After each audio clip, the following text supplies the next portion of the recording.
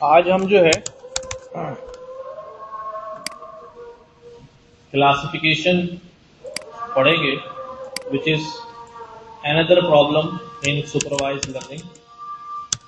Supervise learning में हमारे पास हमने कहा था दो तरह की प्रॉब्लम्स होती हैं। The one was regression and second was classification.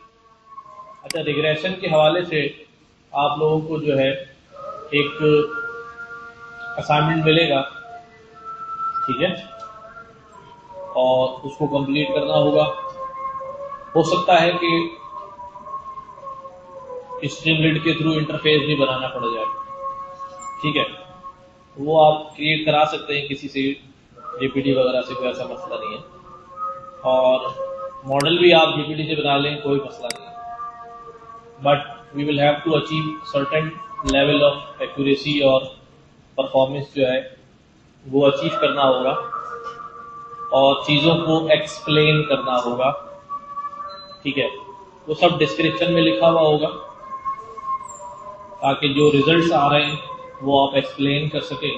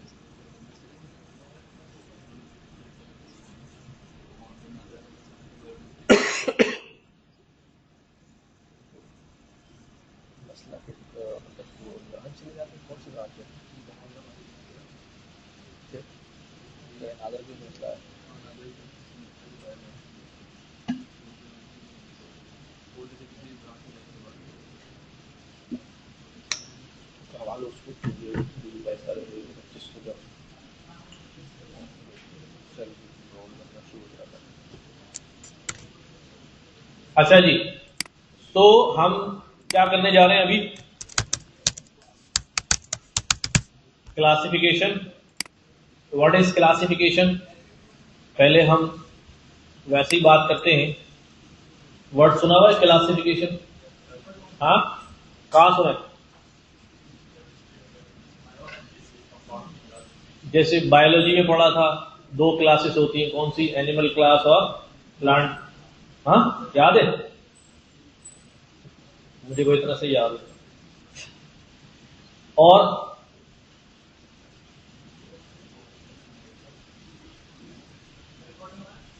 हाँ, प्रोडक्ट क्लासिफिकेशन होती है, ठीक है। मतलब हम अपनी, मैं तो वैसे ही सवाल पूछ रहा था कि हमने क्लासिफिकेशन जो है वो पढ़ी होती है, मैथमेटिक्स में भी पढ़ी होती है, स्टैट्स में भी पढ़ी होती है, ठीक है। इसको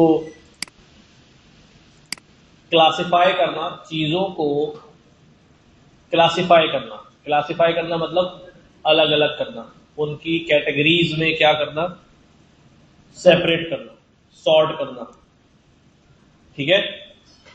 अगर स्टूडेंट्स को क्लासिफाई किया जाए जेंडर बेसिस पे तो मेल स्टूडेंट्स अलग हो जाएंगे और फीमेल स्टूडेंट्स क्या हो जाएंगे? अलग हो जाएंगे, क्लास बन जाएगी। आपको मुझको अलग किए तो स्टूडेंट अलग हो जाएंगे, टीचर अलग हो जाएंगे, स्टाफ अलग हो जाएगा। हाँ राइट। हम ये क्लासिफिकेशन हर लम्हे में हजारों क्लासिफिकेशंस कर रहे होते हैं। ये शुरू में हमने डिस्कस की थी ये बात कि एट एवरी इंस्टेंट हम कई कई क्लासिफिकेशन हमारा दिमाग कर रहा होता है। हाँ कर रहा होता है। कहाँ? जैसे हम चीजों को देख रहे हैं, मैं चीजों को देख के आइडेंटिफाई कर रहा हूं ना, तो भाई ये जो सामने ऑब्जेक्ट नजर आ रहा है, प्रोजेक्टर लगा हुआ है, ये पंखा लगा हुआ है, ये एसी लगा हुआ है, ये माइक है, मोबाइल है, ये बंदा है, ये फला बंदा है, फला, ये चेयर है, टेबल है। हम जैसी मैं चीज को देख रहा हूं उसको क्लासिफाई कर पा रहा हूं कि ये क्या है, ठीक है, ये किस कैटेगरी से बिलोंग कर रहा है। हाँ एक बंदा अंदर आ जाए और वो स्टूडेंट है या नहीं है, तो मैं कोशिश करूंगा उसको क्लासिफाई करने की इतने सारे स्टूडेंट में। तो हम तो चलते फिरते पता नहीं क्या क्या क्लासिफाई कर रहे होते हैं। हाँ सड़क पे खड़े बस का इंतजार कर रहे हैं, बस आ रही है, ये वाली बस हमारे इलाके जाएगी नहीं जाएगी, ये भी क्लासिफिकेशन ही। हाँ कपड़ा पहनने जा रहे हैं, कौन सा पहनूं यार, काला पहनूं सफेद पहनूं, ये भी क्लासिफिकेशन ही। तो हम तो ये काम क्या कर रहे हैं, हर लम्हे क्लासिफिकेशन का प्रोसेस जो है वो चल रहा है। कैसे हम क्लासिफाई कर रहे हैं? क्योंकि हमने चीजें देखी हुई हैं, हमारे दिमाग ने क्या किया हुआ, उनको पहले ही ऑब्जर्व किया हुआ है, लिहाजा जब वो चीज सामने आती है तो हम क्या कर लेते हैं, उसको उस कैटेगरी में रख देते हैं। ठीक है, अगर कोई ऐसा ऑब्जेक्ट आ जाता है जो हमने कभी नहीं देखा होता, हम कहते हैं यार ये पता नहीं क्या है, इसका मतलब हम उसकी क्लास आइडेंटिफाई नहीं कर पा रहे, हमारा दिमाग ने उसको देखा ही नहीं, ट्रेनिंग हुई नहीं है दिमाग में, वो चीज मौजूद ही नहीं है दिमाग में, तो मैं कैसे आइडेंटिफाई करूं ये क्या है। ठीक है, अब यहां पर भी यही होता है कि हमारे पास डेटा होता है और डेटा के बाद जो है ना, ज़ाहिर हमारे पास एक टारगेट वेरिएबल होता है। जैसे हमारे पास y होता था, ये y में यहां पर क्या होगा भाई, क्लासिफिकेशन एल्गोरिथम लगता ही तब है जब जिस चीज को हमने पकड़ना है, जो हमारा टारगेट है, वो कैसी वैल्यू होगी, कैसी वैल्यू होगी, कैटेगोरिकल वैल्यू होगी। कैसी होगी? अगर न्यूमेरिकल वैल्यू होगी तो कौन सा एल्गोरिथम लगेगा, तो रिग्रेशन लगेगा, और अगर कैटेगोरिकल वैल्यू होगी तो क्लासिफिकेशन लगेगा।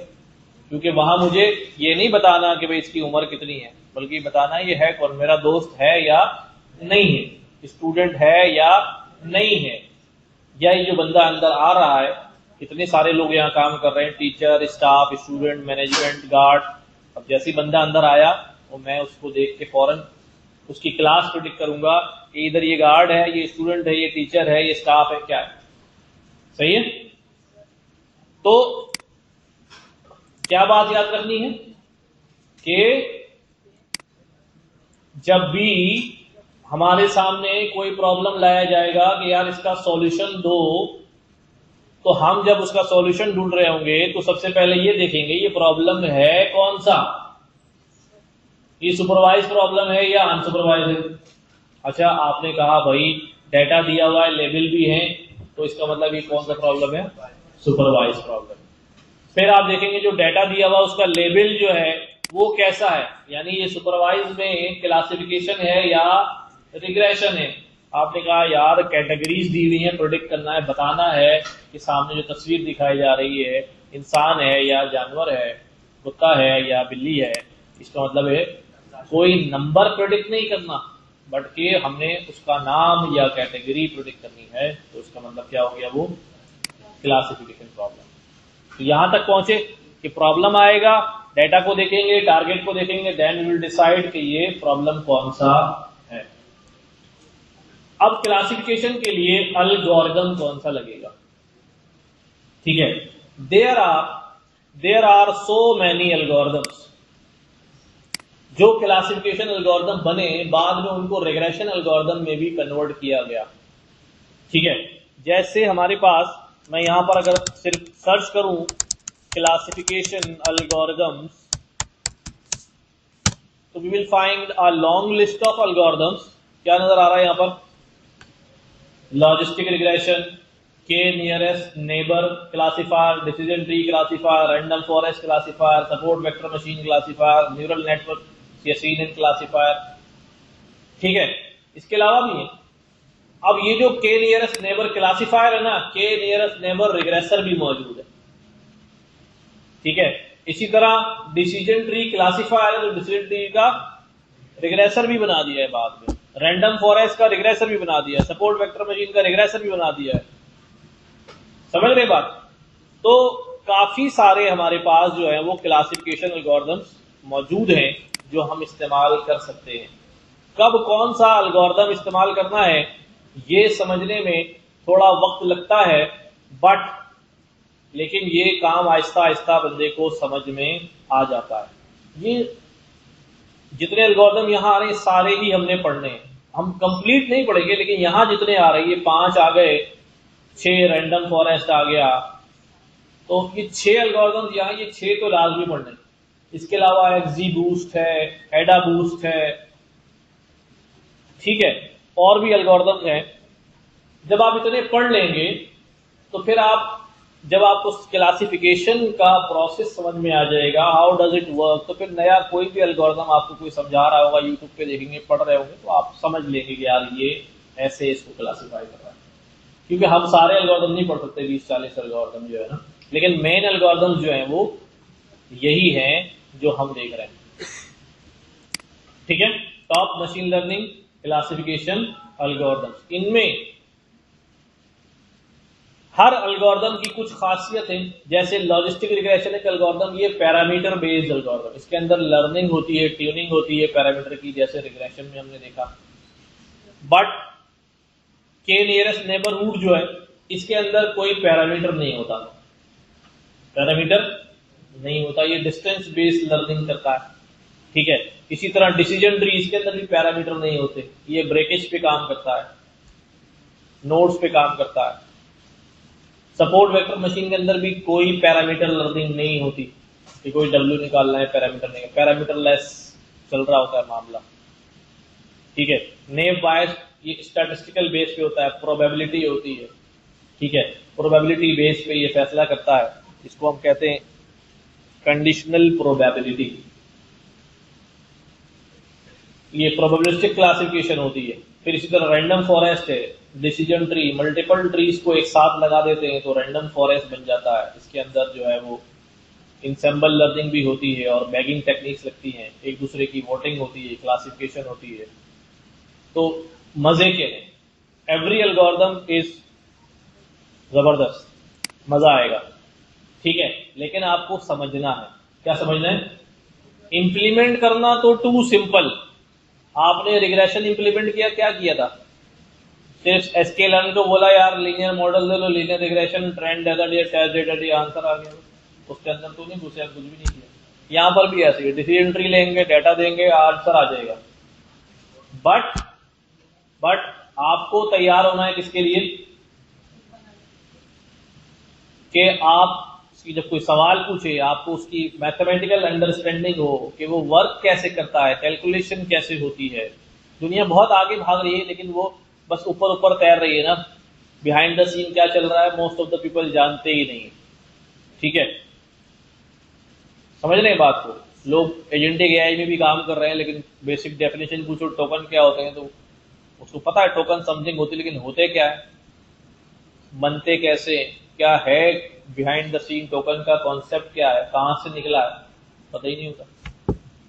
हाँ, क्यों? क्योंकि उन्होंने वो वाला काम नहीं किया जो आप कर रहे हैं।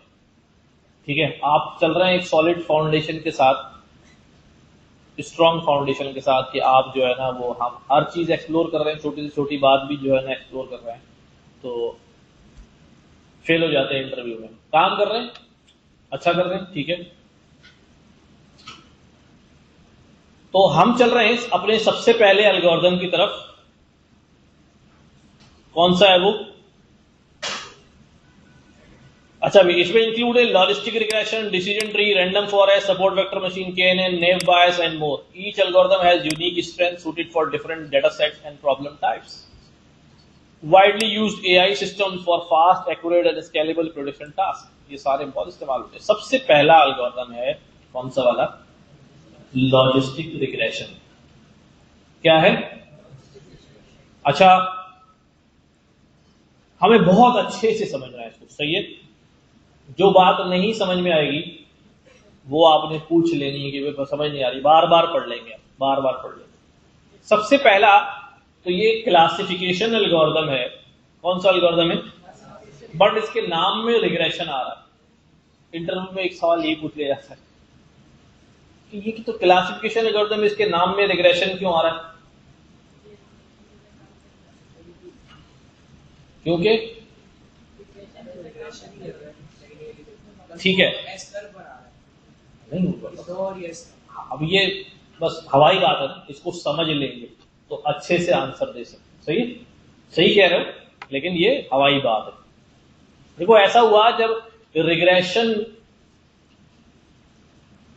न्यूमेरिकल वैल्यू तो प्रिडिक्ट कर रहे थे हम रिग्रेशन की मदद से, और यहां रिग्रेशन ही लगाएंगे, बट इसको बाद में लॉजिस्टिक रिग्रेशन के अंदर क्या कर देंगे? कन्वर्ट कर देंगे। ठीक है, बिल्कुल स्क्रैच से समझते हैं, बिल्कुल स्क्रैच से बात समझ में आ जाएगी इंशाल्लाह। आसान सी बात है, आसान सी बात है, लेकिन आपको ऐसी समझनी है कि बस आखिरी बार पढ़ रहा हूं, उसके बाद कोई भी पूछेगा तो मैं आसानी से पूरा पूरा एक्सप्लेन कर दूंगा, पूरा पूरा एक्सप्लेन कर सकूं, ऐसा समझ में आना चाहिए। हमारे पास मैं एक छोटा सा डाटा सेट ले रहा हूं, एक छोटा सा डाटा सेट ले रहा हूं। ये डाटा सेट क्या है कि एक स्टूडेंट है, ये एग्जांपल ध्यान में आती है, वो इतने घंटे पढ़ता है, इतने घंटे पढ़ने के बाद उसका रिजल्ट क्या है? सही, उसका रिजल्ट क्या है? अब मैंने यहां पे लिख दिए भाई आर्स, लिख दिए, सही, आर्स लिख दिए,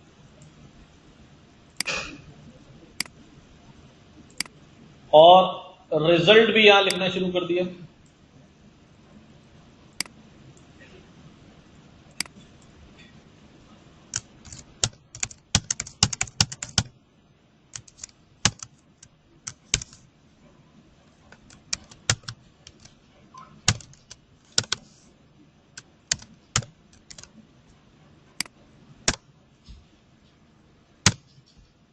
सही, क्या कर दिया हमने? आर्स और कितने घंटे पढ़ाई की, रिजल्ट क्या आया? पास हो गया। बहुत सिंपल सी एग्जांपल है, इंशाल्लाह बात समझ में आ जाएगी। इसको अगर मैं इस डेटा को प्लॉट करना शुरू करूं, क्या करूं? प्लॉट करना शुरू करूं, तो हमारे पास क्या सीन बनेगा? देखो,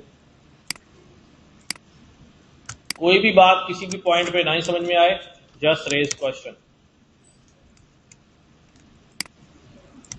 इसको मैंने प्लॉट करना शुरू किया और यहां पर आ गए आर्स, क्या आ गए? तो 1 2 3 4 5 6 7 8 9 10, और यहां पे आ गया रिजल्ट। अगर मैं इसको इनकोड कर दूं तो मैं f को कह दूंगा क्या? 0, और p को कह दूंगा क्या? तो 0 कहां होगा? ठीक है, 0 जो है वो यहां पे होगा, और 1 जो है वो फॉर एग्जांपल यहां पे होगा। ठीक है, या अगर मैं ओरिजिन को थोड़ा ऊपर कर लूं, just to make you understand कि चलो भाई 0 जो है, इस लाइन को मूव कर लेता हूं मैं थोड़ा सा,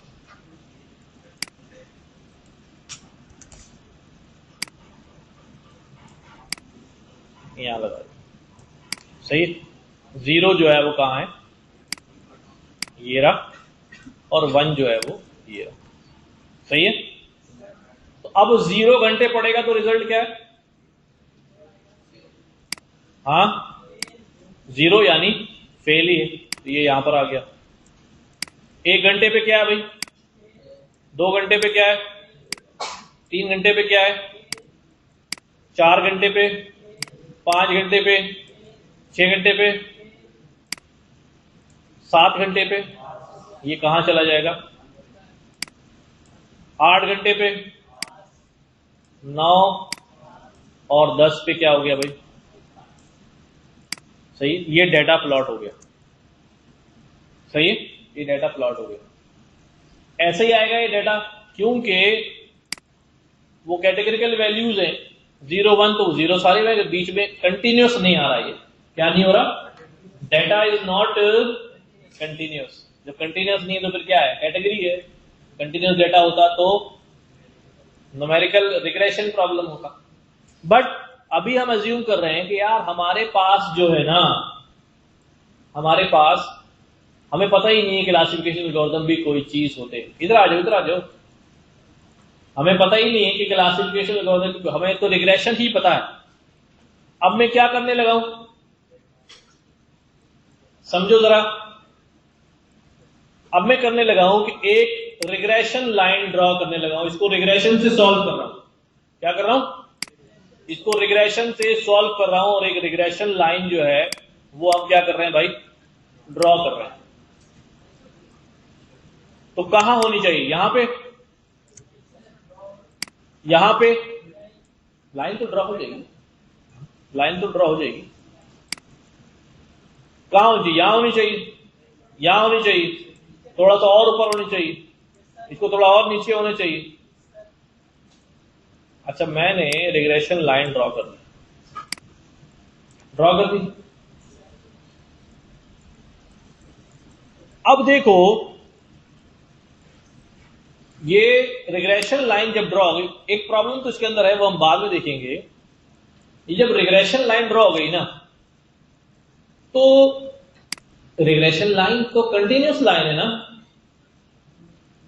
रिग्रेशन लाइन तो कंटिन्यूस लाइन है। मैं, सुनो, बड़ी इंपॉर्टेंट बात है, बिल्कुल कंक्लूड वाली बात है। मैं क्या एक्सपेक्ट कर रहा हूं कि मेरी प्रिडिक्शन क्या होगी? या 0 होगी या 1 होगी। लेकिन चूंकि मैं रिग्रेशन लगा रहा हूं, तो मेरी प्रोडक्शन में तो 0 और 1 के दरमियान भी वैल्यू आ सकती है, 0 से छोटी वैल्यू भी आ सकती है, 1 से बड़ी वैल्यू भी आ सकती है। क्या ख्याल? ऐसा हो सकता है ना? तो अगर मैं रिग्रेशन लगा रहा हूं तो फिर 0 से छोटी वैल्यू भी आ सकती है, 1 से बड़ी वैल्यू भी आ सकती है, और 0 या 1 भी आ सकता है, और 0 और 1 के दरमियान भी आ सकता है। सही है? तो अब क्या करें? सॉल्व इसको रिग्रेशन से ही करना है।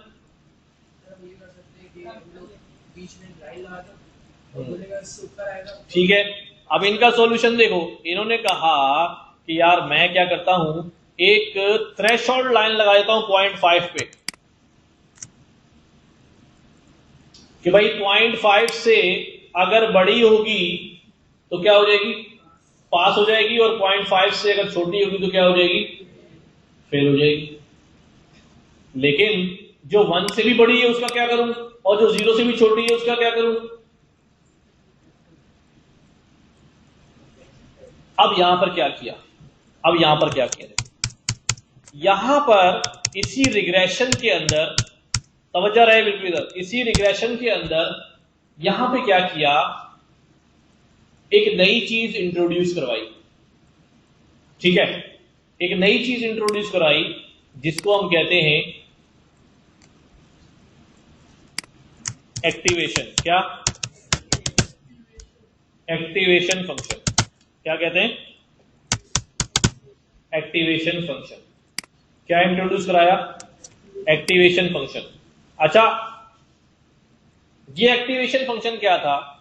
उसने कहा ठीक है, जब मैं यहां से घंटा मॉडल को फीड करूंगा, मॉडल को फीड करूंगा, तो मॉडल यहां से क्या निकालेगा? प्रेडिक्शन निकालेगा। And this can be any value. क्या हो सकती है ये? एनी वैल्यू, कुछ भी वैल्यू हो सकती है। अभी हमारे पास यही सिनारियो है ना, वो 0 भी हो सकती है, 1 भी हो सकती है, उनके दरमियान भी हो सकती है, और 0 1 की रेंज से बाहर भी हो सकती है, कुछ भी हो सकती है। तो फिर क्या कहा, मैंने कहा यार हम इस आउटपुट को लेकर एक और एक्टिवेशन फंक्शन में डालेंगे। कहां डालेंगे? एक और एक्टिवेशन फंक्शन में डालेंगे। एंड दिस एक्टिवेशन फंक्शन, ये लॉजिस्टिक रिग्रेशन के केस में दो होते हैं, सॉफ्टमैक्स और सिग्मॉइड। क्या होते हैं? सॉफ्टमैक्स और सिग्मॉइड। अच्छा, अब ये सिग्मॉइड हमने इस्तेमाल किया, ये सिग्मॉइड फंक्शन का फार्मूला ये होता है 1/1 plus exponential of minus x कह लो या वाई, क्योंकि हमारा वाई निकल रहा है तो हम एक्स कह लो। समझो जरा, ये इस फार्मूले से इसको गुजारता है, और ये जो y जब इस फार्मूले से गुजरता है तो जो आउटपुट निकलता है, जो आउटपुट निकलता है उसकी वैल्यू 0 और 1 के दरमियान होती है। यानी अब मैं यहां कितनी भी बड़ी वैल्यू दे दूं, कितनी भी छोटी वैल्यू दे दूं, लेकिन ये सिग्मॉइड फंक्शन क्या करता है, उसकी वैल्यू को क्या करता है भाई, 0 और 1 के दरमियान कन्वर्ट कर देता है। क्या कर देता है? तो अब ये जो स्ट्रेट लाइन थी, ये स्ट्रेट लाइन से जब सिग्मॉइड में जाके उतरता है तो ये स्ट्रेट लाइन थोड़ी सी चेंज हो जाती है, जो आपने अक्सर देखी होगी और पढ़ी भी होगी शायद कहीं। ये स्ट्रेट लाइन जो है, ये इस तरह से हमारे पास, दोबारा बना देता हूं, अजीब सी बन रही है। ये इस तरह से हमारे पास कर्व पे तब्दील हो जाती है। किसमें चेंज हो जाती है? कर्व में। और ये मामला देखो, पहले भी वो स्ट्रेट लाइन थी, कंटिन्यूअस ही थी, अभी भी कंटिन्यूअस ही है, लेकिन इस कर्व की रेंज जो है यू सी कि ये अब ये 1 से ऊपर नहीं जा रहा और ये 0 से नीचे नहीं जा रहा, इसके अंदर रह गया, 0 और 1 के अंदर रह गया। और ये जो 0 1 के अंदर वैल्यूज आई हैं, साइंटिस्ट कहते हैं कि ये वैल्यूज बेसिकली प्रोबेबिलिटी स्कोर है। क्या है? और हमें पता है प्रोबेबिलिटी चाहे किसी की भी निकालें, ना 0 से छोटी हो सकती है ना 1 से बड़ी हो सकती है। अगर पॉसिबली मेरे पास 4 क्लासेस हैं A B C D, तो मैं कहूंगा भाई A होने की प्रोबेबिलिटी 0.6 है, B होने की प्रोबेबिलिटी 0.1 है, C होने की प्रोबेबिलिटी 0.2 है और D होने की प्रोबेबिलिटी 0.1 है। तो टोटल प्रोबेबिलिटी कितनी हो गई? 1। कितनी भी क्लास, 4 हो या 400 हो या 40 हो, प्रोबेबिलिटी का डिस्ट्रीब्यूशन टोटल कितना होगा? 1 होगा। और मोस्ट लाइकलीहुड कौन सी होगी? जिसकी प्रोबेबिलिटी क्या होगी? सबसे ज्यादा होगी, हम उसको अपना आंसर मानते हैं।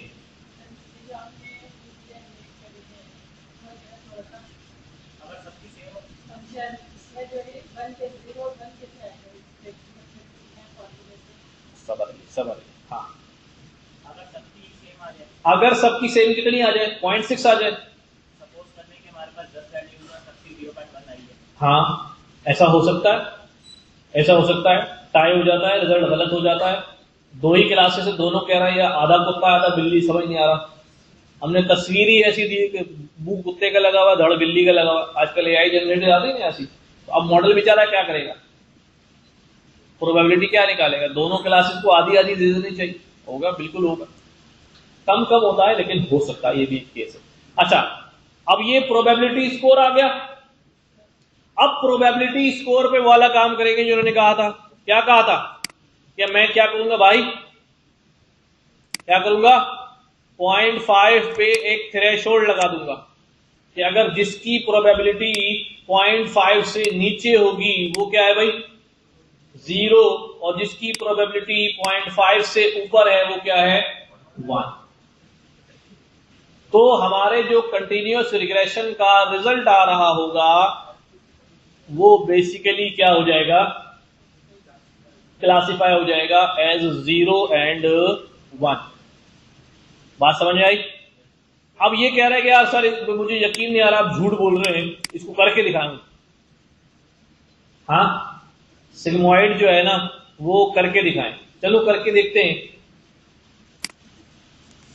मेरे पास सिस्टम में एक्सेल भी नहीं है, वरना उस शीट्स पे खोल देता हूं।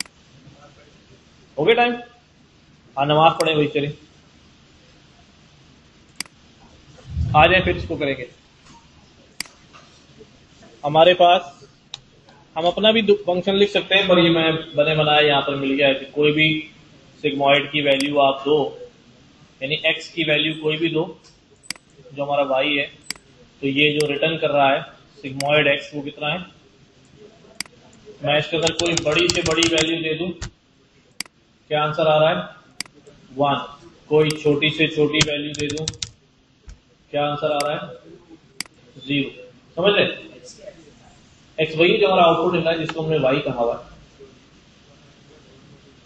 भैया यहां से जो आउटपुट निकलेगा मॉडल से, वो ये बनेगा e की पावर y।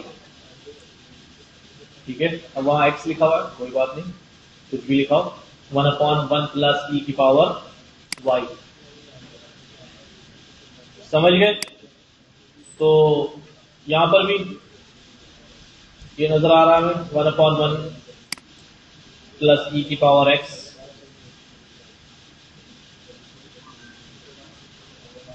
हम इसको प्लॉट भी कर सकते हैं। ये वैल्यू आ रही है सिग्मॉइड फंक्शन, ये निकाला, ये निकाला, ये निकाला, फाइनल आंसर जो है वो याद। खैर सही। तो सिग्मॉइड क्या करता है भाई, जो भी उसके पास वैल्यू दी जाती है वो उसका क्या निकालता है, प्रोबेबिलिटी स्कोर निकालता है। एंड ऑन दैट प्रोबेबिलिटी हम थ्रेशोल्ड लगाते हैं। इस सिग्मॉइड फंक्शन को ही लॉजिस्टिक फंक्शन कहते हैं। क्या कहते हैं? इसको मैंने एक्टिवेशन फंक्शन बोला है, इसको क्या कहते हैं? Logistic function. दैट्स व्हाई ये क्या कहलाता है? Logistic regression. क्या कहलाता है? Logistic regression. अभी वही बात मैं करने वाला हूं कि जो लॉजिस्टिक रिग्रेशन है, सुनो भाई, लॉजिस्टिक रिग्रेशन है वो प्रॉब्लम सॉल्वर है, बाइनरी प्रॉब्लम सॉल्वर। जहां हमारे पास कितनी क्लासें होंगी?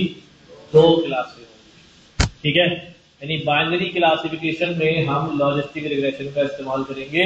अगर 2 से ज्यादा क्लासें होंगी तो फिर लॉजिस्टिक रिग्रेशन जो है वो सही वर्क नहीं करेगा।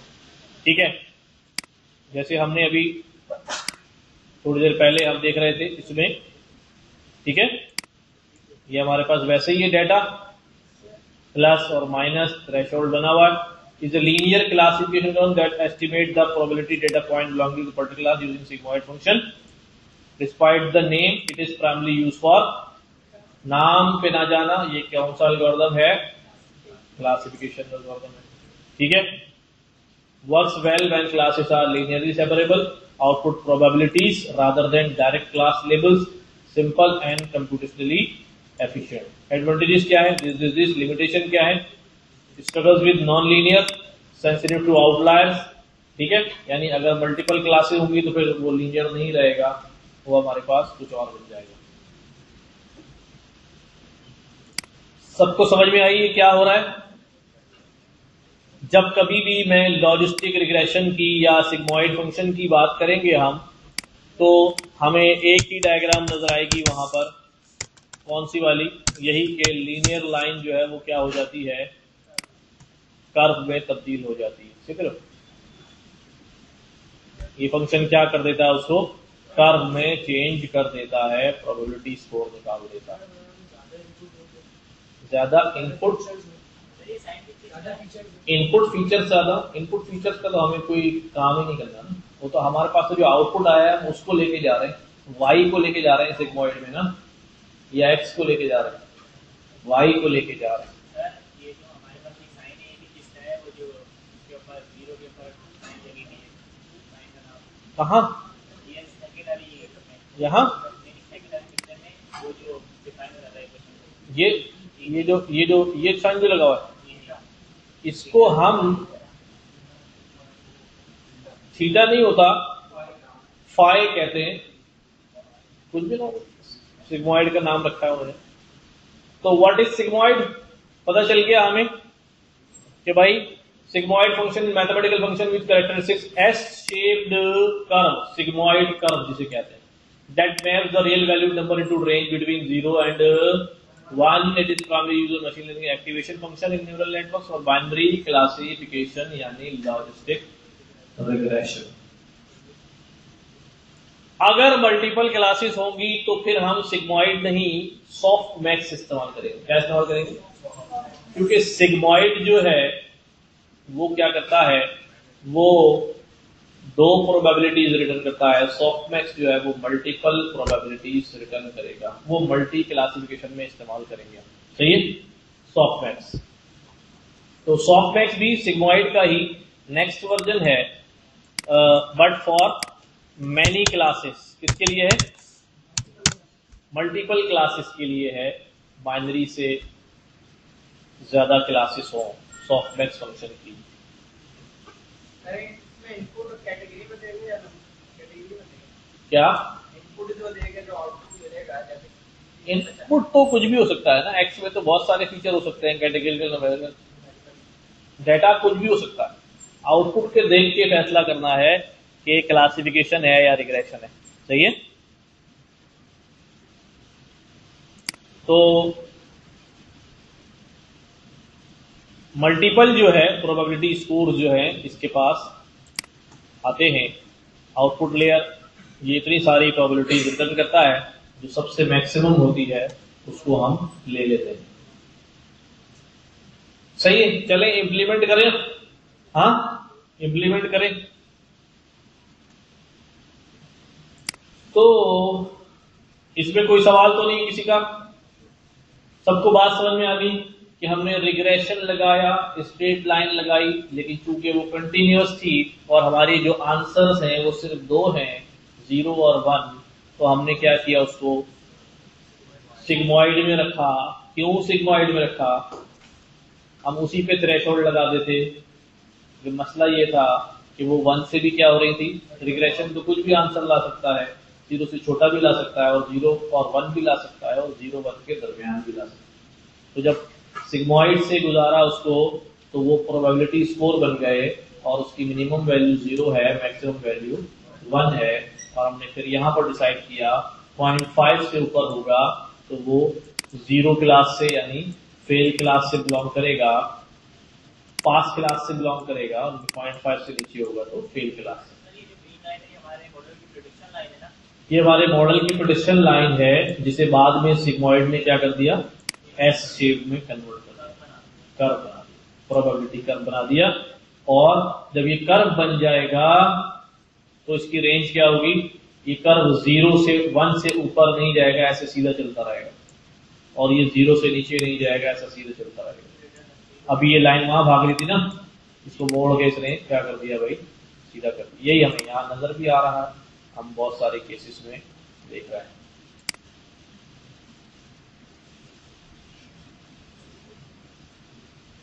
याद रहेगा?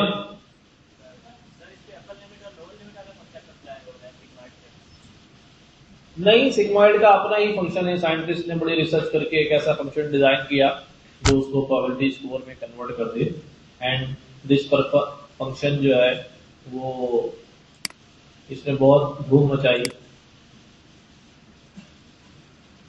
वरना मसाइल का शिकार थे।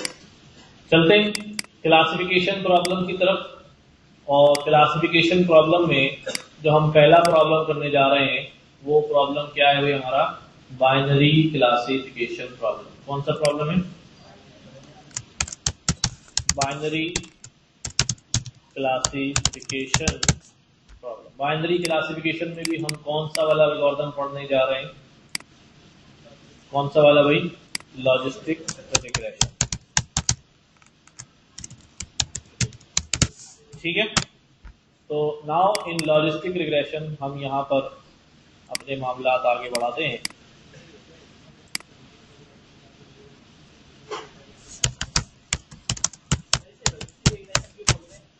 वो इतनी देर से मैं क्यों कहानी सुना रहा था?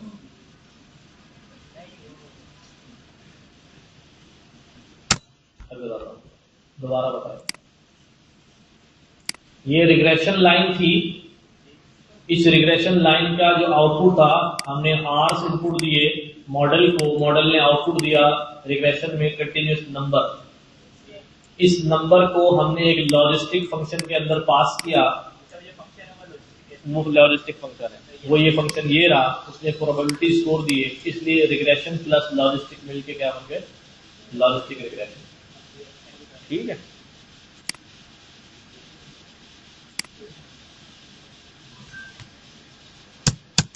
नाउ हमें डेटा सेट लेना है और फिर नोटबुक बनानी है। डेटा सेट में ले लेता हूं, आपसे भी शेयर करता हूं।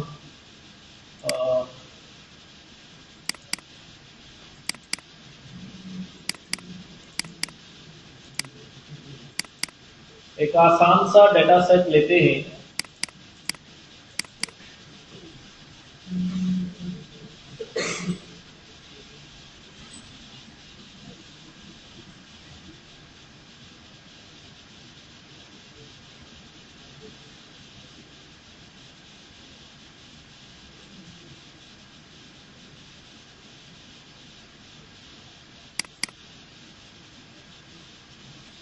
ठीक है, ये डेटा सेट है, ये कैगल पे मिल जाता है बड़े आराम से।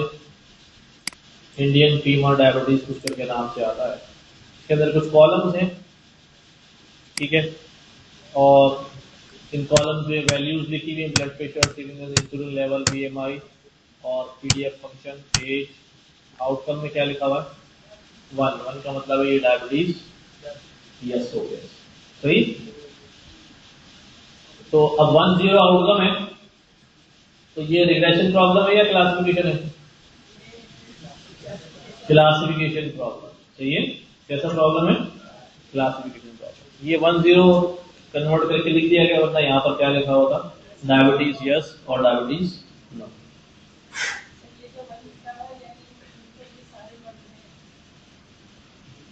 अबे ये इनमें से सारे मर्ज नहीं, उम्र 50 होना मर्ज है क्या? ये एक बंदे की कैरेक्टरिस्टिक्स हैं जिनको देखा गया, उसकी उम्र 50 साल थी, उसका पीडीएफ फंक्शन ये था, उसका बीएमआई लेवल ये था, इंसुलिन था नहीं, इसकी थिकनेस उसकी ये थी, ब्लड प्रेशर ये था, ग्लूकोज ये था। ठीक है, इतने बच्चे पैदा किए उसने, खातून होगी, मर्द की बात नहीं कर रहे। तो फिर भाई उन खातून को डायबिटीज है, जिनके ये फीचर्स हैं उसको डायबिटीज है। अब ये प्रीवियस डाटा है, फिर एंड सो ऑन, नहीं है, हैगा, ये सारे मामला चल रहे हैं। और कितना डाटा है ये हमारे पास? कोई 768 रिकॉर्ड्स।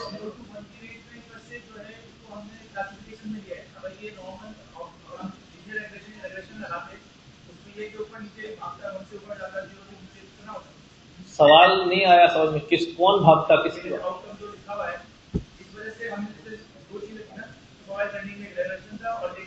क्लासिफिकेशन।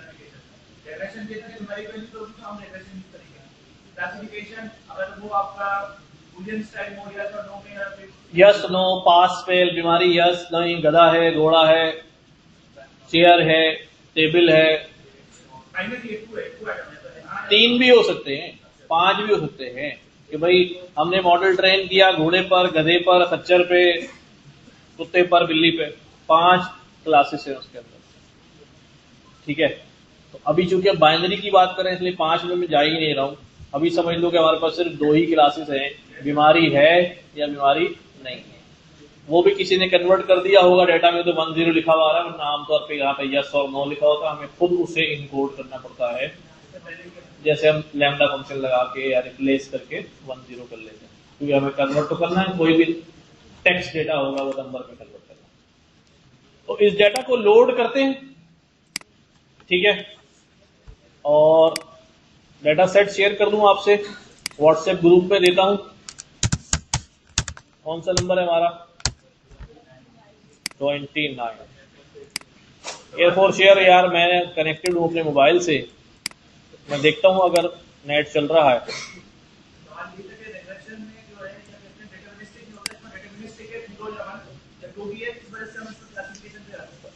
हाँ हाँ, ये खुद ही अपनी बात का जवाब दे रहे हो।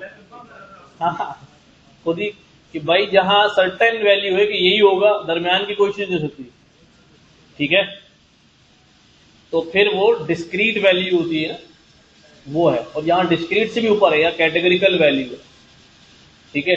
क्वालिटेटिव वैल्यू, क्वांटिटेटिव की बात ही नहीं हो रही। ये जो फीचर्स हैं, ये फीचर बीमार के हैं या सेहतमंद के हैं, वो वाली बात है। इसके दरमियान में कुछ हो ही नहीं सकता कि यार बीमार है भी और बीमार नहीं भी है।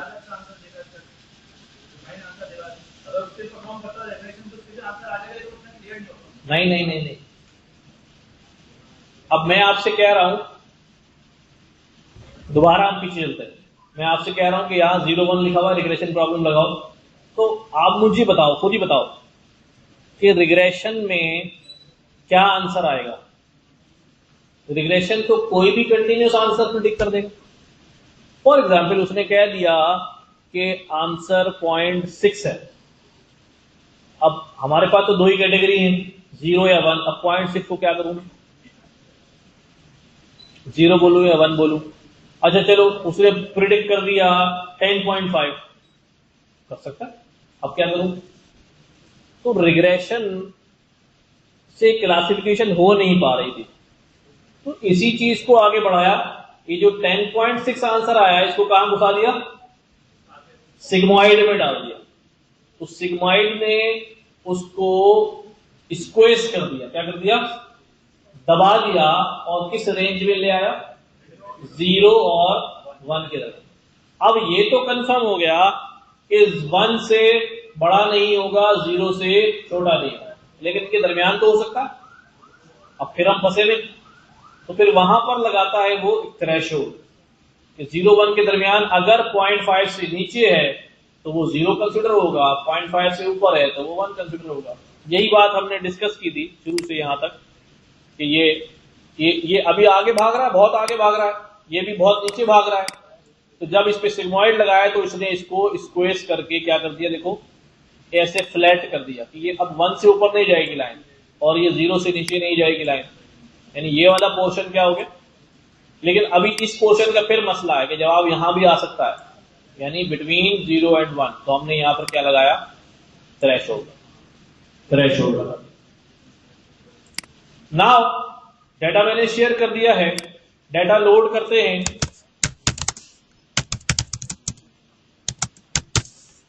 सबको समझ में आना चाहिए, बिल्कुल वर्किंग समझ में आनी चाहिए कि हो क्या रहा है, लॉजिस्टिक का काम कैसे हो रहा है।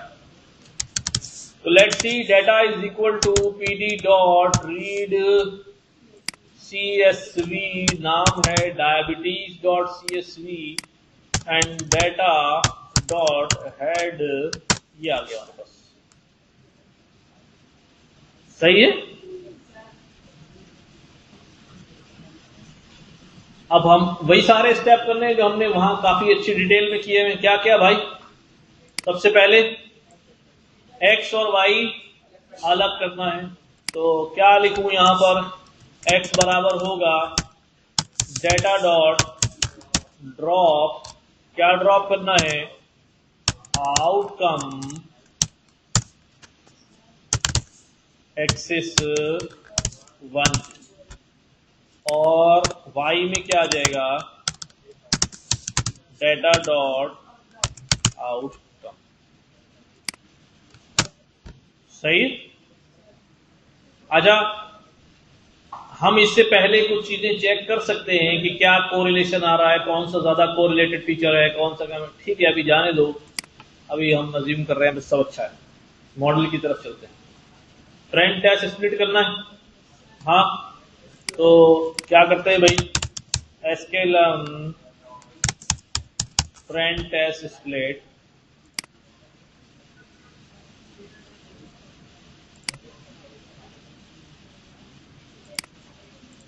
ये मैंने यहां ले लिया,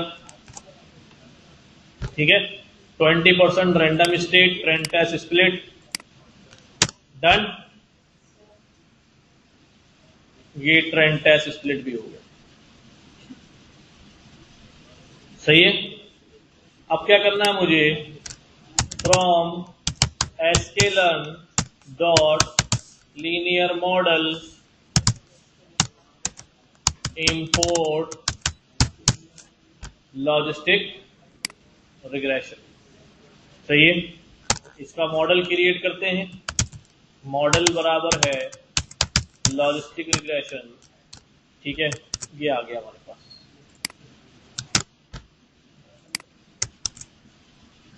ठीक है,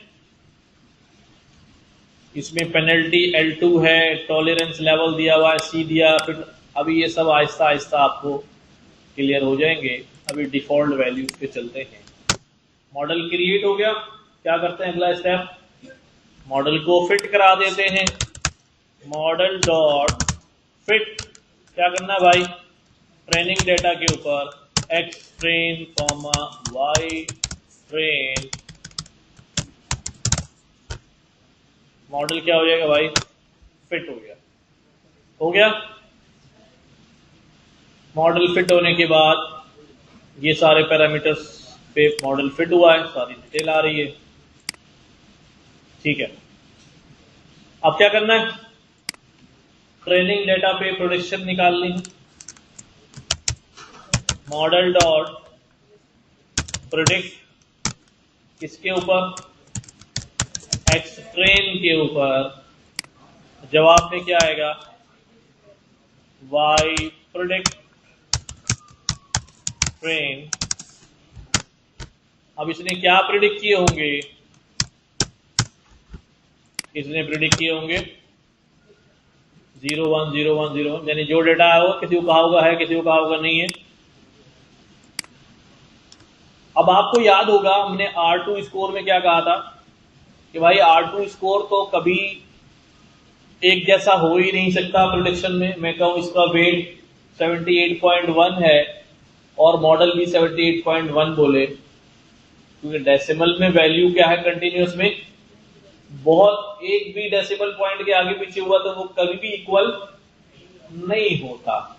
लेकिन यहां पर हो सकता है, यहां जो 0 है वो 0 है और जो 1 है वो 1 है। अब मैं यहां कह सकता हूं कि अगर वहां 1 लिखा हुआ है और 0 कह रहा है, उसका मतलब जवाब क्या है, गलत है। हाँ, यहां कह सकता हूं ना, लेकिन वहां पर अगर कहता 78 और 79 तो वो तो जवाब बेहतरीन होता कि यार वो 78 और 79 कह रहा है, कितना करीब है। चलते हैं, ये हमारे पास जो है वाई प्रेडिक्ट आ गया। मैं एक काम करता हूं, मैं आपको दोनों ओरिजिनल और प्रेडिक्शन दोनों आमने सामने रख देता हूं, है ना। क्या करता हूं उसके लिए, pd डॉट डाटा फ्रेम, ये मेरे पास क्या है, ओरिजिनल। ठीक है, ओरिजिनल क्या है भाई, वाई ट्रेन, यही है ओरिजिनल। और ये क्या है भाई, प्रेडिक्शन, और ये किसके बराबर है, वाई प्रेडिक्ट ट्रेन। बेटा ये है ना ट्रेनिंग डेटा है ना, ओरिजिनल ट्रेनिंग डेटा में तो ओरिजिनल लेवल पड़े हुए हैं ना हमारे पास, तो वो ओरिजिनल लेवल यहां रख लिया हमने। अब देखो क्या कह रहा है, ओरिजिनल 0 है, प्रेडिक्शन क्या है, इसका मतलब जवाब क्या हो गया, सही बोला उसने। ओरिजिनल 1 है लेकिन गलत जवाब, सही जवाब, गलत जवाब, सही जवाब, गलत सही, गलत सही, ये चलता रहेगा मामला। 602 रिकॉर्ड है ट्रेनिंग डेटा के अंदर। अब यहां पर भी कुछ परफॉर्मेंस इवैल्यूएशन मैट्रिसेस हैं, ये बड़ी इंपॉर्टेंट है, बहुत घुमाएंगी आपको, अभी बहुत घुमाएंगी। ठीक है, परफॉर्मेंस इवैल्यूएशन कैसे होगी, तो हम तो ऐसे ही परफॉर्मेंस इवैल्यूएशन कर सकते हैं कि भाई काउंट कर लो कितने सही कितने गलत। तो हमारे पास अगर मैं एक्यूरेसी निकालना चाहूं तो मैं क्या करूंगा भाई, नहीं R2 स्कोर की जरूरत ही नहीं है, R2 स्कोर कंटिन्यूअस वैल्यू में था। मैं यहां पर क्या कर लेता हूं,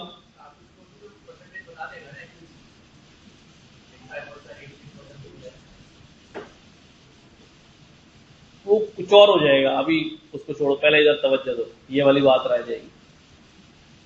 अब मैं क्या करने जा रहा हूं, मैं यहां पे कहता हूं कि मैं सही काउंट कर लूं। पहले कितने, मैंने कहा भाई राइट काउंट,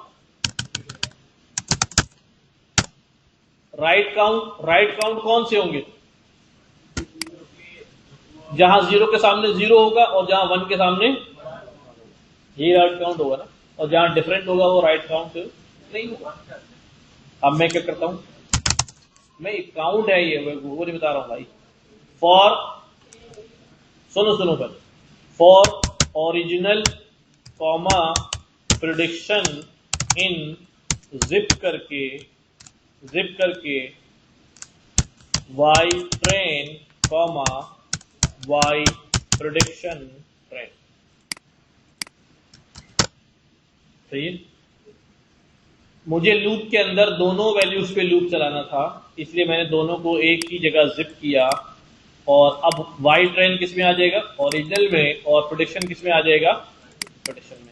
अब यहां पे क्या लिख रहा हूं मैं? अगर ओरिजिनल बराबर है किसके? प्रिडिक्शन के, तो राइट काउंट में क्या करना? अभी सही कर देता हूं। राइट काउंट में +1 कर देना। शाबाश, ये हो गया। ठीक है। आखिर में मुझे टोटल राइट काउंट पता चल जाएंगे। तो मैं यहां पर क्या करता हूं, मैं यहां पर कहता हूं भाई what will be our accuracy, कि right count divided by total. Total कितने लिखे हुए हैं? 614। चाहे तो हार्ड कोडेड लिख दो, वरना लेंथ लिख दो। लेंथ ऑफ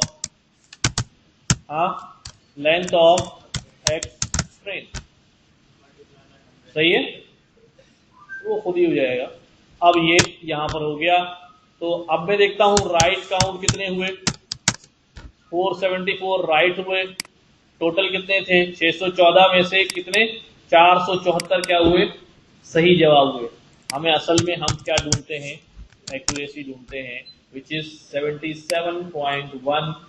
जवाबात जो हैं वो बिल्कुल डिट्टो सही हुए हैं, और बाकी में क्या है? गड़बड़ा ली। अच्छा जी, अभी बात खत्म नहीं हुई। यहां से शुरू होती है जंग। अभी टेस्ट। अभी यहां से बात जो है वो किसी और तरफ जाएगी। इसने 474 सही कहे हैं, तो गलत कितने हो गए? 614 माइनस 474 कितने बचे भाई? 140 जवाब जो है वो गलत हुए। सही है। अब ये जो क्लासिफिकेशन प्रॉब्लम होता है, ये प्रॉब्लम टू प्रॉब्लम बड़ा ही सेंसिटिव होता है। क्या? प्रॉब्लम टू प्रॉब्लम बड़ा ही सेंसिटिव होता है। जैसे ये डायबिटीज का प्रॉब्लम है। अब हमें ये तो पता है कि हमारा मॉडल 77% एक्यूरेट है, यानी जितना डाटा दिया था उसमें से 474 उसने सही बता दिए हैं, और 140 जो है गलत हो गए। लेकिन अब इस 140 जो गलत हुए हैं, इनका करना क्या है? इनको दवा खिलानी है या दवा बंद करनी है? सोचो।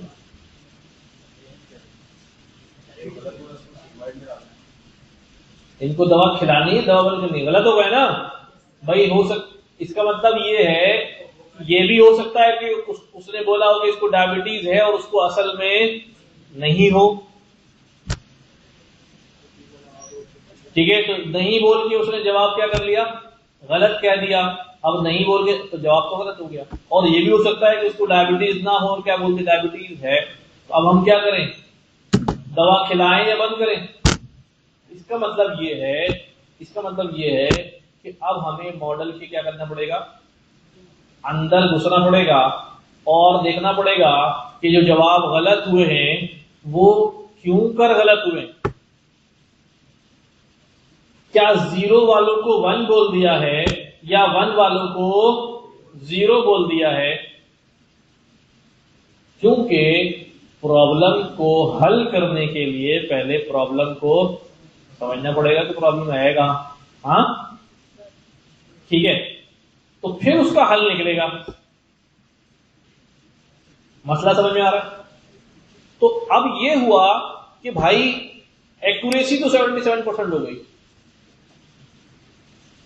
यानी मैंने आपको 10 सवाल सिखाए, आपने 7 सवाल सही कर लिए और 70% नंबर ले आया, आपने बोला सर ए ग्रेड आ गया, मैं भी खुश, आप भी खुश। लेकिन मैं अभी भी परेशान हूं कि वो जो 3 गलत हुए हैं वो कौन से गलत हुए हैं? जो 3 गलत हुए वो कौन से गलत हुए? और अगर प्रॉब्लम सेंसिटिव हो, हाँ, किसी को कह दिया इसको कैंसर नहीं था, है कह दिया, और है वाले को कह दिया नहीं है, तो नहीं वाला बेचारा बिला हुआ झटके खा रहा होगा, बिजली के केमोथेरेपी से गुजर रहा होगा, है। और है वाला जो है वो कह रहा है चलो अब दूसरी शादी करते हैं, बोला 3 दिन बाद मर गया। वो गलत प्रेडिक्शन कर दी। हाँ, कहीं कहीं मामला जो है वो, हाँ, जैसे कोरोना में था, कोरोना का टेस्ट आ गया नेगेटिव है, अब घूम रहा है मार्केटों में, सबको लगा रहा है, हाँ, ऐसा ही है ना। बहुत सारे यूज केसेस होते हैं, ठीक है। तो हर एक, अभी उनके लिए, ये अभी मैं कॉमन वर्ड्स में बात कर रहा हूं, उनके लिए हर एक के लिए टर्मिनोलॉजीज है। क्या है? टर्मिनोलॉजीज हैं। मैं इसीलिए अभी इसको वैसे ही डिस्कस कर रहा हूं ताकि ये बैठे सवाल जहन में हो कि अभी बात खत्म नहीं हुई है, अभी बात खत्म नहीं हुई है, अभी हमने बहुत अंदर इसको डीप डाउन करना।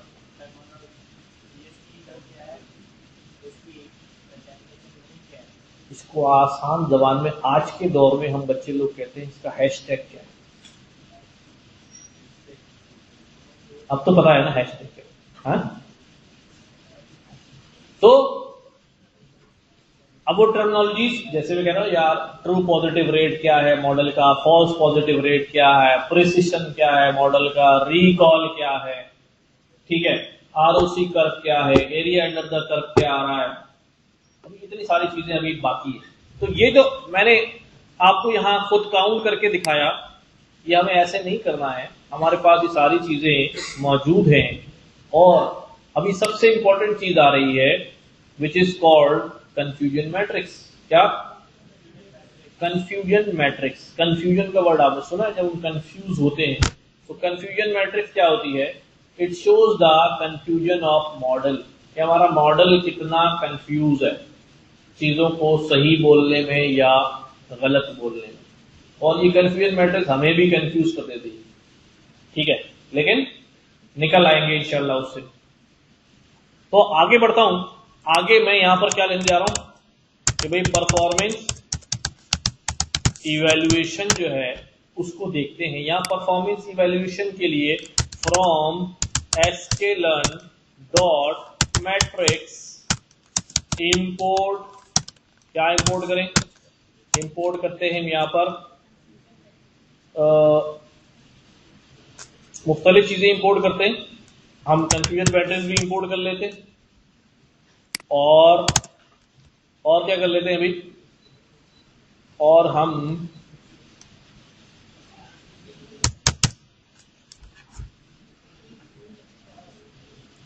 एरर भी कर लेते हैं, और क्या कर लेते हैं, एक्यूरेसी भी कर लेते हैं, और क्या होगा भाई, प्रिसिशन भी कर लेते हैं, और रिकॉल भी कर लेते हैं, और F1 भी कर लेते हैं, और परफॉर्मेंस क्लासिफिकेशन रिपोर्ट भी निकाल लेते हैं। सही है, इतनी सारी चीजें हैं which we will have to work on. सही है। सबसे पहले मैं क्या जानना चाह रहा हूं, एक्यूरेसी। एक्यूरेसी, इसको एक्यूरेसी तो हमने बनाया था ना, ये हमारा क्या है, असल फंक्शन है एक्यूरेसी स्कोर।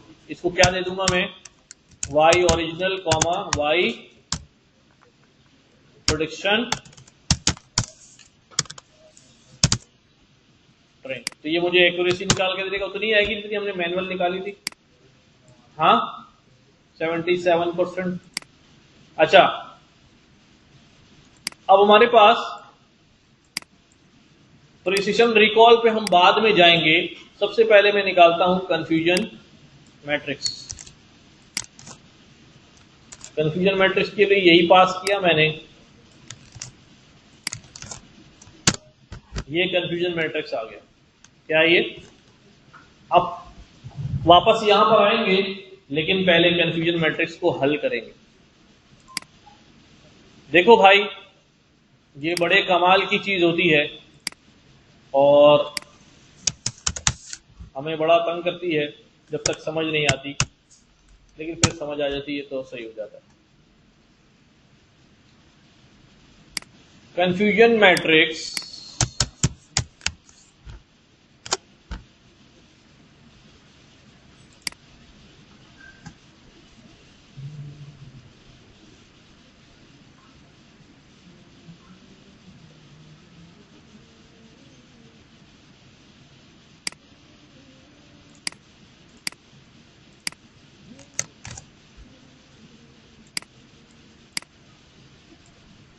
नजर आ रहा? ज्यादा ब्लर तो नहीं? हाँ सही है ना, पढ़ने में आ रहा है।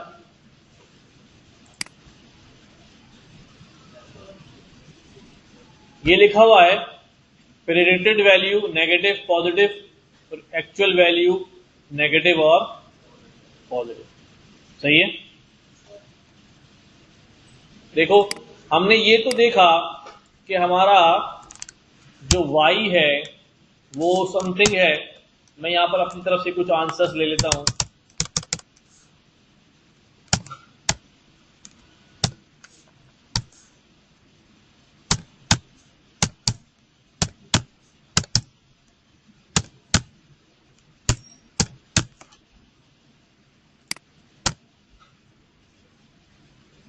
कितने हो गए ये?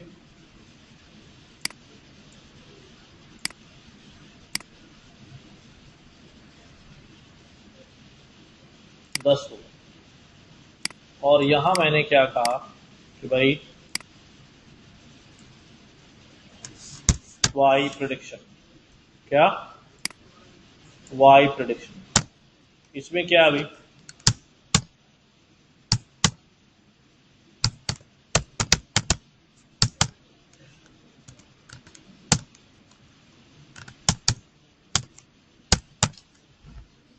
इसको भी अभी सेट कर लेते हैं।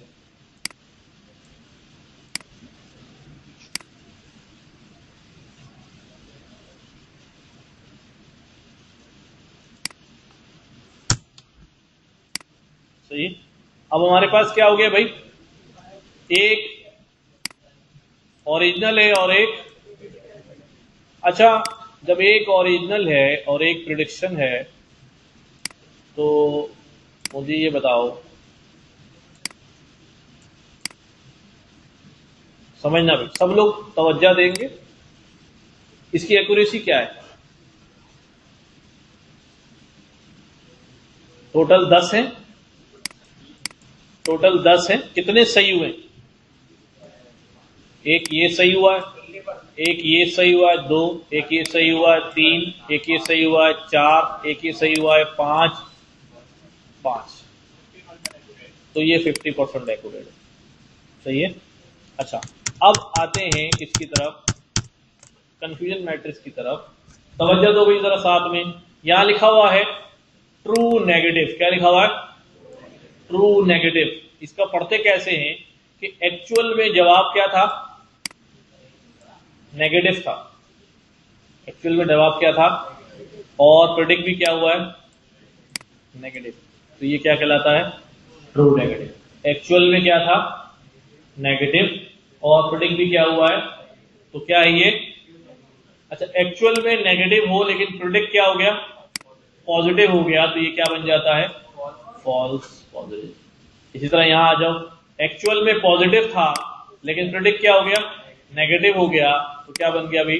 False negative. एक्चुअल में पॉजिटिव था और प्रेडिक्ट भी क्या हो गया? पॉजिटिव हो गया, तो क्या बन गया? ये ट्रू पॉजिटिव। अच्छा, अब बताओ भाई ट्रू पॉजिटिव क्या होता है?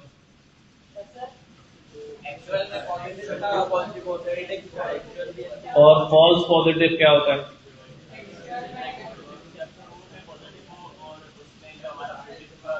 अच्छा, अब इधर सुन लो, इसको हम कैसे रीड करते हैं, याद कैसे रखेंगे कि कौन सा ट्रू पॉजिटिव है, कौन सा ट्रू नेगेटिव है? कौन सा फॉल्स पॉजिटिव है और कौन सा फॉल्स नेगेटिव। सबसे पहले तो ये याद रखो कि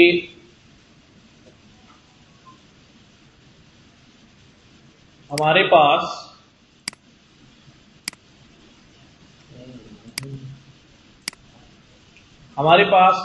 जब वो कह रहा है ट्रू, क्या कह रहा है?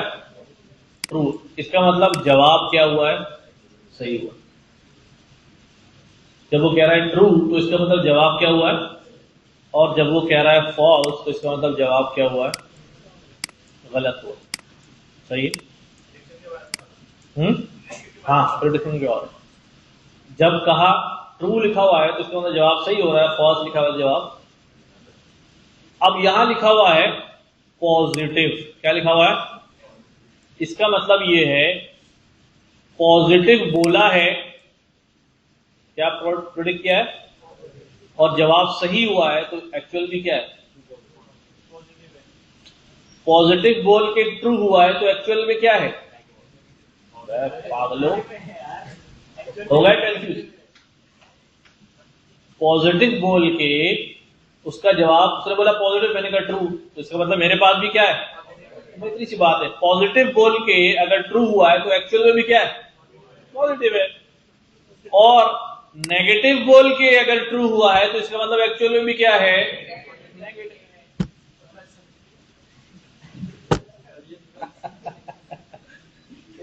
आराम से सुनो। अगर जवाब कह रहा है कि ट्रू है तो जवाब ट्रू दो ही तरह से होगा ना, या तो पॉजिटिव को पॉजिटिव बोलेगा या नेगेटिव को। तो अगर पॉजिटिव बोल के ट्रू हुआ है तो एक्चुअल में क्या होगा?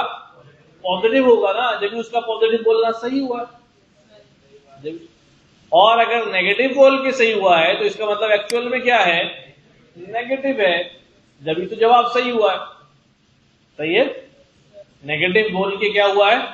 नेगेटिव बोल के क्या हुआ है? जवाब सही हुआ है, तो इसका मतलब मेरे पास भी क्या लिखा हुआ है? नेगेटिव। ठीक है? आपने बोला, फॉर एग्जाम्पल आपने क्या कुछ बोलो भाई नेगेटिव, अब मैं बोलते ये बोलते जवाब सही है, तो इसका मतलब मेरे पास भी क्या है? नेगेटिव है। आपने बोला पॉजिटिव, मैंने कहा जवाब गलत है, क्या बोला? गलत है, फॉल्स हो गया, इसका मतलब मेरे पास क्या होगा? आपने पॉजिटिव बोला है, जवाब गलत हुआ है, तो मेरे पास क्या होगा? नेगेटिव। तो इसका मतलब नेगेटिव बोल के ट्रू हुआ है तो एक्चुअल में क्या है? नेगेटिव। पॉजिटिव क्यों है यार? नेगेटिव बोल के नेगेटिव बोल के ट्रू हुआ है, नेगेटिव बोल के क्या हुआ है? ट्रू हुआ है, तो एक्चुअल में नेगेटिव ही था ना, जब भी तो नेगेटिव बोल के जवाब सही हुआ है। मतलब एक जैसा होगा जब भी तो ट्रू होगा ना, एक जैसा जवाब दिया जाएगा जब भी तो ट्रू होगा। अब यहां को फॉल्स में, अब देखो उसने बोला फॉल्स पॉजिटिव, अब जवाब क्या है उसका? जवाब क्या है? गलत। जवाब क्या दिया है? गलत। और क्या बोला है? पॉजिटिव, तो गलत हुआ है ना, तो एक्चुअल में क्या होगा? नेगेटिव होगा, जब भी तो जवाब गलत हुआ है उसका। और फॉल्स नेगेटिव, नेगेटिव बोला है तो हमने कहा जवाब तुम्हारा गलत है भाई, जवाब एक्चुअल में क्या है? पॉजिटिव है। अब दोबारा आ जाओ। सही है? हम कह रहे हैं अगर ट्रू है तो इसका मतलब दोनों बातें क्या हो रही हैं? सेम हो रही है। तो उसने अगर पॉजिटिव बोला है तो दूसरी यानी एक्चुअल में क्या है फिर? पॉजिटिव। और अगर नेगेटिव बोला है ट्रू हुआ है तो एक्चुअल में क्या है भाई? नेगेटिव है। और फॉल्स हो रहा है नेगेटिव बोल के, तो इसका मतलब एक्चुअल में क्या है? पॉजिटिव है। और पॉजिटिव बोल के फॉल्स हो रहा है तो इसका मतलब एक्चुअल में नेगेटिव है। अभी बात समझ में आ गई? अब यहां पर आ जाओ, इसको हटा देता हूं। अब मुझे बताओ व्हाट इज दिस? सबसे पहले डिसाइड करो ट्रू है या फॉल्स? ट्रू है। ये वाला क्या है? फॉल्स। ये वाला क्या है? ट्रू। ये ट्रू, ये फॉल्स, ये ट्रू, ये क्या है? ट्रू, ये क्या है? फॉल्स, ये क्या है? फॉल्स, और ये भी फॉल्स। अब ये प्रेडिक्शन क्या हुई है? पॉजिटिव, तो ये क्या बन गया? True positive. ये प्रेडिक्शन क्या हुई है? नेगेटिव, तो ये क्या बन गया? फॉल्स, यानी नेगेटिव बोल के क्या हो गया? गलत हो गया। और ये क्या हो गया? True positive. और ये क्या हो गया? True negative. ये क्या हो गया? False negative. ठीक है, ये क्या हो गया? True negative. और ये क्या है? True positive. और ये क्या है? False positive. 1 है ना। और ये क्या है? False negative. और ये क्या है? False positive. दूसरा वाला क्या है? False positive. False positive, positive बोल के गलत हो गया ना। अब समझ में आई बात कुछ? हाँ, तो इसका मतलब ये हुआ कि अब अगर मैं कंफ्यूजन मैट्रिक्स से एक्यूरेसी निकालूं, क्या निकालूं? एक्यूरेसी निकालूं, तो मेरा फार्मूला क्या होगा? नीचे सब आ जाएंगे। क्या आ जाएंगे? एक्यूरेसी में टोटल लेते हैं ना, true positive, true negative, false positive, false negative, ये सब आ गए। और ऊपर कौन से आएंगे? जो ट्रू हुए हैं, ट्रू पॉजिटिव और फॉल्स पॉजिटिव। ठीक है, अब देखो ट्रू पॉजिटिव कितने हैं? 1, 2 और कहां है? ये वाला 3 ट्रू पॉजिटिव हो गए। और फॉल्स पॉजिटिव कितने? 2 हो गए 5। और नीचे टोटल कितने आएंगे? 10। तो वही आंसर है 5/10, यानी 50% एक्यूरेसी। सेकंड वाला जो है फॉल्स तो है इसमें, लेकिन जो पॉजिटिव पीपल से हमें आउटकम पर्सपेक्टिव से सोचना है। हाँ, कि वो जो है पॉजिटिव बोल रहा है लेकिन एक्चुअल में नेगेटिव। एक्चुअल में नेगेटिव, तो आउटकम के पर्सपेक्टिव से सोचना। आउटकम के परस्पेक्टिव। इसीलिए मैं ये कह रहा हूं कि मैं इस तरह रीड कर रहा हूं कि पॉजिटिव बोलकर ट्रू हो गया, तो एक्चुअल में क्या है? पॉजिटिव ही है। और मैं इसको कह रहा हूं नेगेटिव बोलकर ट्रू हो गया, तो एक्चुअल में क्या है? नेगेटिव है। और इसको कह रहा हूं पॉजिटिव बोल के फॉल्स हो गया, तो इसका मतलब एक्चुअल में क्या है? नेगेटिव है। ठीक है, तो true negative, false positive, false negative और ट्रू पॉजिटिव, ये हमने देखा, एक्यूरेसी निकाली। और ये यही बता रहा है कंफ्यूजन मैट्रिक्स हमारे पास यहां कि ये क्या है? True positives. और ये क्या है? True negative. और ये क्या है? False positive. और ये क्या है? False negative. ठीक है, तो अब यहां से एक्यूरेसी अगर निकालू तो क्या बनेगी? 354 प्लस 120, सही है, यही होगी। अभी ऐसे ही निकाली है ना, डिवाइडेड बाय ऑल। ऑल क्या है? 354 प्लस 47 प्लस 93 प्लस 120। नीचे आ गए सारे, सब आ गए। ऊपर कौन से आएंगे? ट्रू पॉजिटिव और फॉल्स पॉजिटिव, ट्रू पॉजिटिव और फॉल्स पॉजिटिव। तो क्या बन गई एक्यूरेसी भाई हमारे पास? एक हो गया ना सर? सही आ रही है एक्यूरेसी? यही पहले भी आ रही थी जो हमने यहां से निकाली। अच्छा भाई,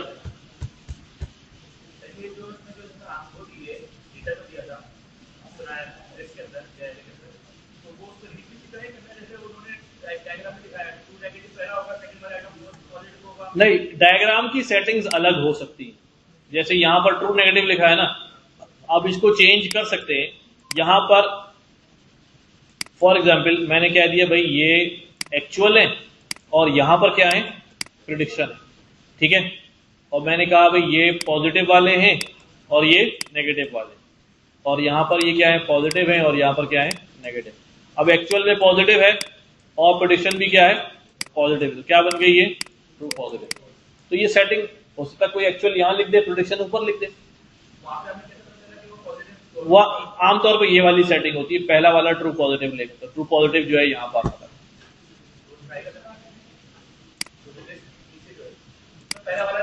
ट्रू पॉजिटिव और ये वाला क्या है? True negative.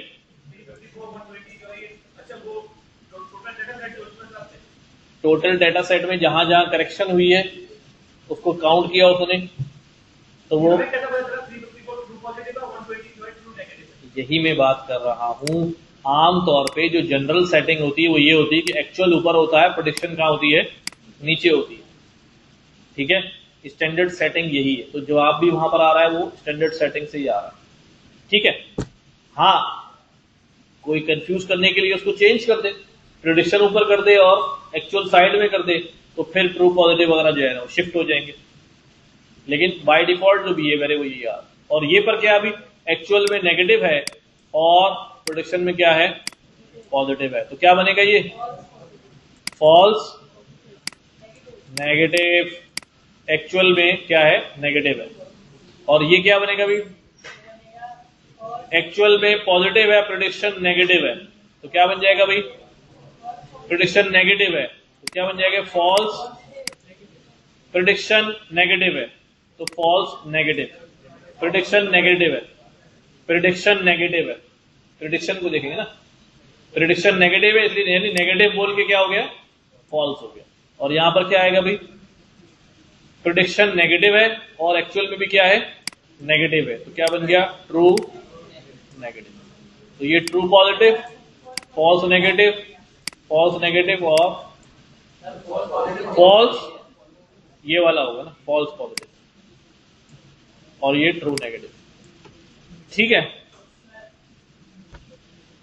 यस एक्यूरेसी और कंफ्यूजन मैट्रिक्स सेम कैसे आ रहा है? मतलब एक्यूरेसी में हुआ है जो डेटा सही है और कंफ्यूजन मैट्रिक्स बेसिकली जो जिस डेटा में कंफ्यूजन है। नहीं नहीं, जिस डेटा पे कंफ्यूजन ओवरऑल रिजल्ट है उसका कि क्या कितना सही बोला है, कितने गलत बोले हैं, कितने गलत को सही बोला है, कितने सही को गलत बोला है, ये ट्रू पॉजिटिव क्या बता रहा है मुझे, सुनो, ये ट्रू पॉजिटिव क्या बता रहा है कि कितने पॉजिटिव बोले हैं उसने जो सही हुए, सही है, एक्चुअल में से कितने पॉजिटिव क्या हुए हैं, और ये क्या बता रहा है, एक्चुअल में से कितने नेगेटिव क्या हुए हैं, सही हुए, और ये क्या बता रहा है, एक्चुअल में से कितने पॉजिटिव गलत हुए हैं और एक्चुअल में से कितने नेगेटिव गलत हुए हैं। तो अब ये तो हमें नजर आ रहा था कि इसने यहां पॉजिटिव को पॉजिटिव बोला है या नेगेटिव को नेगेटिव बोला है, बट वही मेरा सवाल था कि हमें तो अंदर घुस के ये पता करना है कि भाई ये कैंसर वाले को नॉन कैंसर बोला है या नॉन कैंसर वाले को कैंसर बोला है, पता तो चले। तो यहां पता चला कि भाई ये कौन सा वाला है हमारा, फॉल्स पॉजिटिव, फॉल्स पॉजिटिव, यानी इसने नहीं वालों को भी क्या बोल दिया है, हाँ। ऐसे कितने लोग हैं, 47 लोग हैं जिनको कैंसर नहीं था और उसने कह दिया कैंसर है, और ऐसे कितने लोग हैं जिनको कैंसर था उसने बोल दिया कैंसर नहीं है। इसका मतलब यहां मॉडल कंफ्यूज है। अब इसको जिस हद तक इंप्रूव करना पड़ेगा करेंगे। ये गलत क्यों हुआ है, ये वजह ढूंढनी है कि व्हाट इज द रीजन कि उसने ये मिस्टेक करी है, क्योंकि हमें तो मॉडल को ज्यादा से ज्यादा कहां ले जाना है, एक्यूरेट की तरफ ले जाना है कि ट्रू पॉजिटिव और फॉल्स पॉजिटिव क्या हो जाए, इंक्रीज हो जाए, और ट्रू नेगेटिव और फॉल्स नेगेटिव क्या हो जाए, डिक्रीज हो जाए। सही है, इस तरफ ले जाना है। तो ये जवाब क्यों गलत हो रहे हैं, क्या वजह है, ये इंशाल्लाह नेक्स्ट सेशन के अंदर हम देखेंगे कि हमें कैसे पता चल रहा है, इसका सॉल्यूशन क्या है कि इसको इंप्रूव करें। सारे ट्रू पॉजिटिव हो जाएं और सारे फॉल्स पॉजिटिव हो जाए, सॉरी ट्रू नेगेटिव हो जाए, तो ये दोनों क्या हो जाएंगे, 0 0, ये दोनों क्या हो जाएंगे, 0 0। आइडियल केस तो यही है। नहीं, अब उसके हम रीजन जब फाइंड आउट करने जाते हैं तो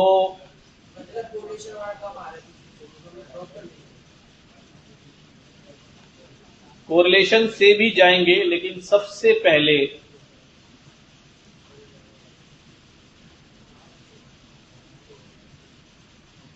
एक छोटा बच्चा देखा है घर में, हाँ जैसे मेरी छोटी बेटी है ना, वो अभी 1.5 साल की, हाँ, अब उसने थोड़ा थोड़ा बोलना शुरू किया है। कोई भी काम खराब करती है, कोई भी चीज खराब करती है ना, उससे पूछो किसने किया है, तो वो फौरन क्या कहती है, आप ही ने किया। किसने किया? पानी पी रही है, जरूरत से गिरा लिया। ये क्या किया, किसने गिराया पानी? आप ही ने। अच्छा, ऐसा क्यों? ऐसा इसलिए है कि उसका ज्यादातर वक्त किसके साथ गुजरता है? आप ही के साथ गुजरता है। ठीक है, इसको कहते हैं बायस होना। क्या होना? कि मॉडल जब ज्यादा ऐसा डेटा देखेगा, यानी मेरे पास डेटा ऐसा है जिसमें 1000 लोगों का डेटा है, जिसमें 900 लोगों को डायबिटीज है और 100 लोगों को नहीं है। तो अब जब नए डायबिटीज पेशेंट आएगा या कोई भी आएगा टेस्ट कराने के लिए, तो मॉडल अपनी बायसनेस के चक्कर में क्या पुकारेगा उसको? डायबिटीज है। क्या हो जाएगा? तो दिस इज द प्रॉब्लम कि अगर ट्रेनिंग के दौरान क्लास बैलेंस ना हो, ठीक है, डेटा बैलेंस ना हो, तो फिर क्या हो जाता है? हाँ, बायसनेस हो जाती है। एक क्लास की तरफ बायसनेस हो जाती है। इंसान भी बायस हो जाते हैं ना। हाँ, हम क्लास में पढ़ा रहे होते हैं ना, तो कुछ लोग बहुत अच्छा पढ़ रहे होते हैं, कुछ लोग बहुत शरारतें कर रहे होते हैं, कुछ लोग सो जाते हैं। ठीक है, तो एग्जाम वाले दिन उसकी शक्ल देख के ही हम क्या प्रेडिक्ट कर रहे होते हैं कि ये तो गया ही गया। लेकिन ये बायसनेस है। मैं पहले से क्यों प्रेडिक्ट कर लिया मैंने? एग्जाम तो तमाम लोगों के लिए कैसा है? Everyone has the equal chance to pass the exam. तो फिर कॉपी चेक करने वाला जो है वो बायस हो गया है। किसकी वजह से? पहले से कि भाई ये तो फेल ही होगा। होता है ना ऐसा, बिकॉज कि वो उसका बिहेवियर क्या करता रहा है, नोट करता रहा है, या ज्यादा चीजें जो है ना वैसी दिखता रहा है। तो ये बायसनेस मॉडल के अंदर भी आती है कि जब ज्यादा डेटा जो है वो एक क्लास की तरफ हो जाता है, तो मॉडल का झुकाव भी उसी क्लास की तरफ ज्यादा होने लगता है। इसको रिजॉल्व करेंगे हम। And there is class issue. ये देखो, बिल्कुल पॉसिबल है। मैं यहां पे दिखाता हूं क्लासिफिकेशन रिपोर्ट।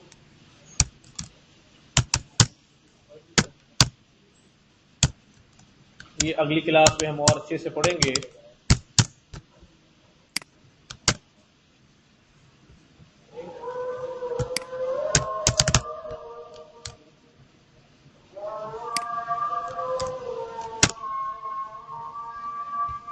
ये मॉडल कह रहा है कि भाई 0 प्रेडिक्ट करने में 88% अच्छा है वो, लेकिन 1 प्रेडिक्ट करने में सिर्फ कितना अच्छा है?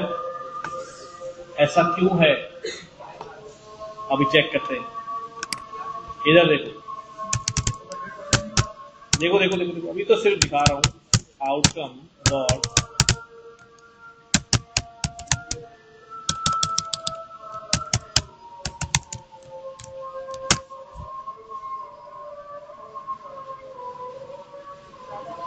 देख लो। 0 की क्लासेस ज्यादा है और 1 की आधी है, तो जवाब भी किसके सही हुए ज्यादा और 1 के खराब हुए ज्यादा। अभी क्लास बैलेंस करनी पड़ेगी और इस इश्यू को रिजॉल्व करना पड़ेगा।